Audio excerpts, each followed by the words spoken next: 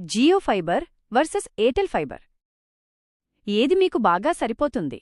మీ ఇంటికి high speed internet connection కావాలంటే Jio fibre మరియు ఎయిర్టెల్ ఫైబర్ ఈ రెండూ మంచి ఎంపికలు. కానీ ఏది మీకు బాగా సరిపోతుంది అని తెలుసుకోవడానికి వీటి మధ్య తేడాలను తెలుసుకోవడం ముఖ్యం.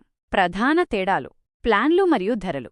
రెండు కంపెనీలు వివిధ బ్యాండ్విడ్త్ మరియు డేటా లిమిట్లతో విస్తృత శ్రేణి ప్లాన్లను అందిస్తాయి. ధరలు: డేటా అలవెన్సులు మరియు అదనపు లాభాలు ప్లాన్ను బట్టి మారుతూ ఉంటాయి. నెట్వర్క్ కవరేజ్: జియో మరియు ఎయిర్టెల్ రెండూ భారతదేశంలో విస్తృతమైన నెట్వర్క్ కవరేజీని కలిగి ఉన్నాయి. మీ ప్రాంతంలో ఏ కంపెనీకి మెరుగైన కవరేజీ ఉందో మీరు తనిఖీ చేసుకోవాలి. ఇంటర్నెట్ స్పీడ్: ఇంటర్నెట్ స్పీడ్ ప్లాన్ను బట్టి మారుతూ ఉంటుంది.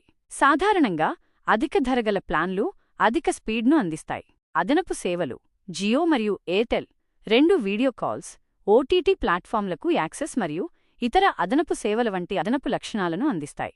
కస్టమర్ సర్వీస్: కస్టమర్ సర్వీస్ కూడా ఒక ముఖ్యమైన అంశం. మీరు ఎంచుకునే కంపెనీకి మంచి కస్టమర్ సర్వీస్ రేటింగ్ ఉందో లేదో తెలుసుకోవడానికి మీరు ఆన్లైన్లో రివ్యూలను చదవవచ్చు.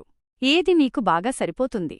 మీకు ఏది బాగా సరిపోతుందో నిర్ణయించడానికి ఈ క్రింది అంశాలను పరిగణించండి. మీ బడ్జెట్: మీరు ఎంత ఖర్చు చేయడానికి సిద్ధంగా ఉన్నారు? మీకు ఎంత డేటా అవసరం? మీరు ఎంత డేటాను ఉపయోగిస్తారు?